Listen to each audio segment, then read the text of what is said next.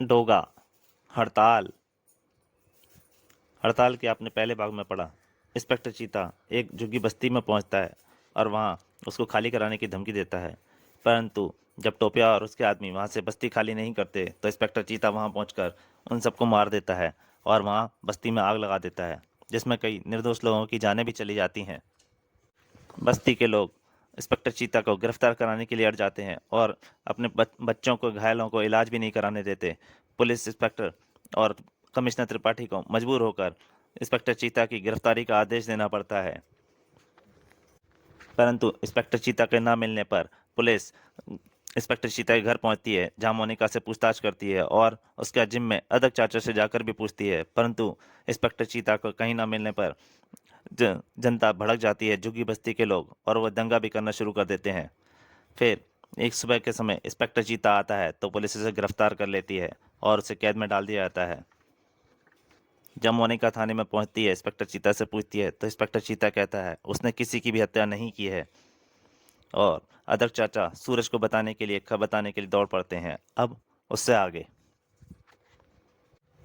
दोस्तों, यहाँ तक की कहानी आप हड़ताल के पहले भाग में पढ़ चुके हैं। अगर आप इस कहानी का पूरा आनंद लेना चाहते हैं तो कृपया इसका पहला भाग जरूर पढ़ें। अपने जिस्म को फौलाद बनाए रखने के लिए घंटों इसी तरह कड़ा अभ्यास करता था सूरज। ढिशुम ढिशुम। सूरज, इंस्पेक्टर चीता को जेल हो गई है।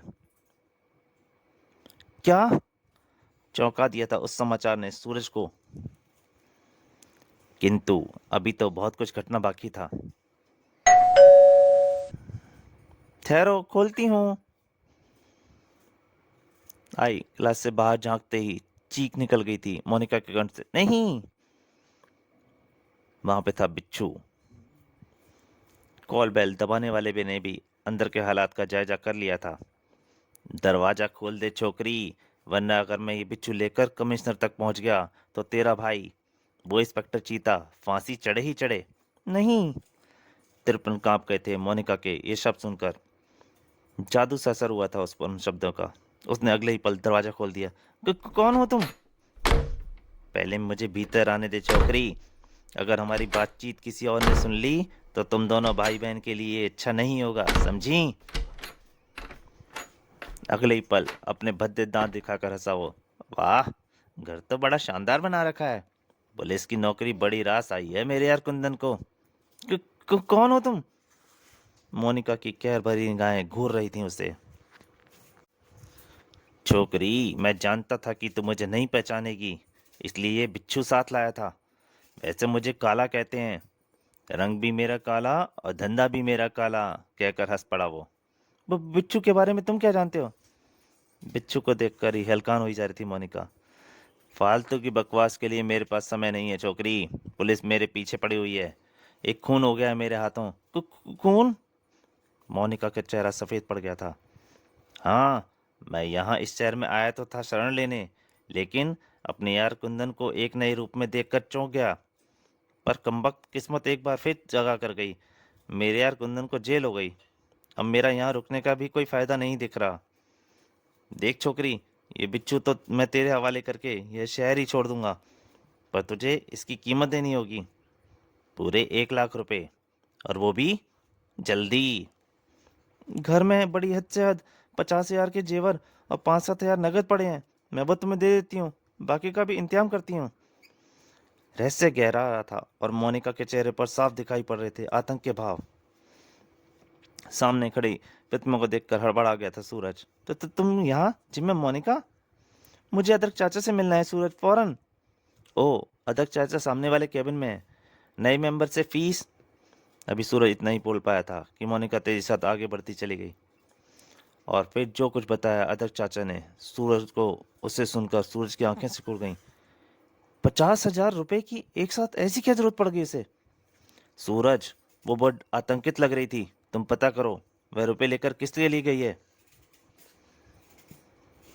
चोरी की उस कार में सवार बड़ा चाला जा रहा था काला। हा हा हा हा। अब अपना यार कुंदन फांसी चढ़े या ना चढ़े, मेरी जेब में 1 लाख रुपए पहुंच चुके हैं। अब मैं यहाँ से सीधा नेपाल जाकर बसूंगा। इसी पल चौंक उठा वह उस साय को देखकर। और वैसा कर रहा था उसी कार का इंतजार। मुझे तेरा ही इंतजार था ब्लैक मिरर। एक पत्थर सरसराया और अभी अभी आकर की कार की विंडस्क्रीन से चकनाचूर करता हुआ काला की खोपड़ी से जाकर टकराया। उस दहशत से उबर भी न पाया था वो कि उसे जकड़ लिया दहशत ने। कौन हो तुम? हाँ, मैं हूँ डोगा। हाँ, जिसका नाम सुनकर ये हड्डियां भी थरथराट हो जाती हैं। डोगा ने उछाल फेंका था उसे कूड़े के ढेर पर, जिसे देखकर जिस्म का पसीना पसीना निकलने लगता है। डोगा, ये है डोगा। उठ काला। आह, मेरे सवालों का जवाब दे, वरना खोपड़ी भेजे से खाली करके अपने जिस्म पर लदा तमाम मौत का लोहा उसमें भर दूंगा। जवाब दे, इंस्पेक्टर चीता की बहन ने तुझे 1 लाख रुपए क्यों दिए? बंदूक लगा दी थी काला की नाक पे डोगा ने। काला का जवाब किसी पर भी कह डाल सकता था, परंतु जवाब देने के लिए फौजी उसे अब जिंदा नहीं छोड़ेगा। उफ, इसने काला को क्यों मार डाला? कौन है ये? डोगा उछलकर एक तब बचा और गरज उठी डोगा की भी गन। एक गूंजी जूंगी चीख गूंजी, पर डोगा ना देख सका उसकी चलाई गोली दुश्मन को कहाँ लगी है। अंधेरे का लाभ उठाकर फौजी नाम का वह अज्ञात रहस्यमय हत्यारा खिड़की से सरक कर सड़क पर जा पहुंचा था, छत पर जा पहुंचा था। डोगा को तुरंत ही छोड़ देना पड़ा वह स्थान। ओह, उस धूम धड़ाके से घरों में जाग हो गई थी। डोगा लपक पड़ा वापस काला की ओर। शायद वह जीवित हो, शायद मुझे कुछ बता पाए वो उन 1 लाख रुपयों के विषय में। परंतु डोगा को निराशा ही हाथ लगी। यह तो मर चुका है। मशीनी अंदाज में उसकी तलाशी ले ली डोगा ने, और तभी भागते कदमों की आवाजें वहां गूंजने लगी थीं। अब वहां रुकना बेकार था डोगा के लिए। इसकी जेब से 50,000 नकद और जेवरों के अलावा जो चीज मुझे मिली है उसका क्या मतलब हो सकता है? उफ, काला की मौत ने कई रहस्य गहरा दिए हैं। What what nonsense inspector Jhumru, ये क्या पागलपन है? यह पागलपन नहीं है सर, मैं अपने पूरे होशावश में कह रहा हूँ। तुम जानते हो तुम्हारी हरकत गैरकानूनी होगी। मैं तो सिर्फ इतना जानता हूँ सर कि पूरा पुलिस डिपार्टमेंट मेरे साथ है। अगर इंस्पेक्टर चीता की बर्खास्तगी को बहाली में ना बदला गया तो वो हो सकता है सर जो आज तक किसी देश में किसी शासन में लागू नहीं हुआ। बाहर भीड़ खड़ी थी।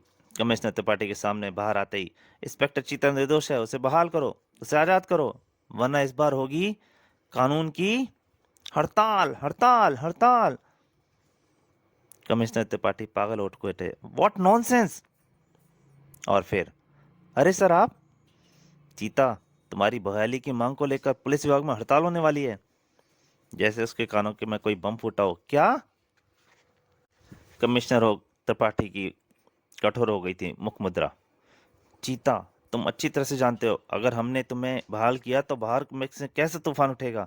नहीं सर, यह हड़ताल नहीं होनी चाहिए, यह अनर्थ नहीं होना चाहिए सर। शहर में उठने वाले तूफान और कानून की हड़ताल रुक सकती है चीता, अगर तुम मुझे सविस्तार बता दो। घटना के समय तुम कहाँ और किसके साथ थे? नहीं सर, ये मैं नहीं बता सकता। गुस्से से भर गए थे कमिश्नर त्रिपाठी। सैकड़ों मासूम निर्दोषों और बेगुनाहों के सर कत्ल तुम्हारे सिर पर है चीता। छाती पीट पीट कर रोते बिलखते तड़पते दहशत के प्रत्यक्षदर्शियों की जुबानों पर केवल तुम्हारा नाम है। क्यों? तुम्हें बताना ही चाहिए चीता कि उस वक्त तुम कहाँ थे। सॉरी सर, चाहे आप मुझे फांसी पर चढ़ा दें, यह मैं नहीं बता सकता। What nonsense! और शायद विश्व के इतिहास में प्रथम बार हो रही थी ये हड़ताल। पुलिस की शान, इंस्पेक्टर चीता, चीता को वापस लाओ। अनिश्चितकाल हड़ताल, इंस्पेक्टर चीता को बहाली की मांग। इंस्पेक्टर चीता निर्दोष है। और ऊपर, डोगा जानता है तुम निर्दोष हो इंस्पेक्टर चीता, और इसलिए मैं अब तुम्हें छुड़ाने आ रहा हूं। तो दोस्तों, डोगा क्या इंस्पेक्टर चीता को छुड़ा पाएगा? इंस्पेक्टर चीता बता क्यों नहीं रहा? क्या रहस्य था इस बात का कि इंस्पेक्टर चीता उस समय कहाँ था? और अगर इंस्पेक्टर चीता निर्दोष है तो वो कौन था इंस्पेक्टर चीता के भेष में जिसने झुग्गी झपड़ी वाले बस्तियों सबकी को बेरहम से मार डाला था? ये सब जानने के लिए आपको इंतजार करना पड़ेगा इसके अगले अंक का। तब तक के लिए नमस्कार।